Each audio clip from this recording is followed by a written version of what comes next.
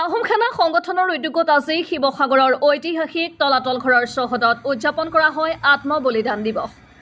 ঐতিহাসিক আলাবৈ ৰণৰ স্মৃতিত উদযাপন কৰা হয় আত্মবলিদান দিৱস। 1669 চনৰ 5 আগষ্টত দেহ ৰক্ষাৰ স্বাৰ্থত 10,000 আহোম সেনাই দিছিল প্ৰাণাহুতি। আলাবৈ নামৰ ঠাইত ৰণত 10,000 আহোম সেনাই প্ৰাণাহুতি দিছিল মোগলৰ হাতত। 10,000 আহোম সেনাক সৰি আজি শিৱসাগৰৰ ঐতিহাসিক তলাতল ঘৰৰ চৌহদত উদযাপন কৰা হৈছে আত্মবলিদান দিৱস। 10,000 আহোম সেনাক স্মৰণ কৰি মৈদাম তৰ্পণ কৰাৰ লগতে গাৰ্ড অফ অনাৰ দি শ্ৰদ্ধাঞ্জলি জ্ঞাপন কৰে। তদুপৰি তোপধ্বনি দিয়াৰ উপৰিও স্মৃতিচাৰণ সভা অনুষ্ঠিত কৰে উদ্যোক্তাসকলে। আত্মবলিদান দিৱসত বিভিন্ন জাতি জনগোষ্ঠীৰ সংগঠনৰ প্ৰতিনিধিৰ অংশগ্ৰহণ কৰে।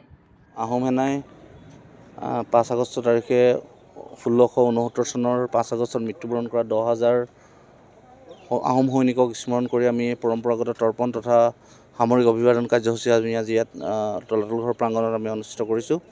আৰু অসমৰ বিভিন্ন প্ৰান্তৰ বিভিন্ন জনগোষ্ঠীৰ প্ৰতিনিধি আহি ইয়াত আচলতে তেওঁলোকৰ হৈ বন্তি প্ৰজ্বলন কৰিছে। তেওঁলোকৰ পৰম্পৰাগত যি তৰ্পণ সেই তৰ্পণ ইয়াত ৰূপায়ণ কৰিছে। খুব ভাল লাগিছে পৰিৱেশটো। আমি আচলতে যিটো সাম্য মৈত্ৰী দৃষ্টিভংগৰে বৃহত্তৰ অসমীয়া জাতি গঠন কৰাৰ প্ৰক্ৰিয়াৰ কথা কৈ অহা চাওলুং চুকাফাৰ আদৰ্শক যে আমি পুনৰবাৰ যে আমি প্ৰতিফলিত কৰিছোঁ তাক লৈ আমি খুব সুখী হৈছোঁ।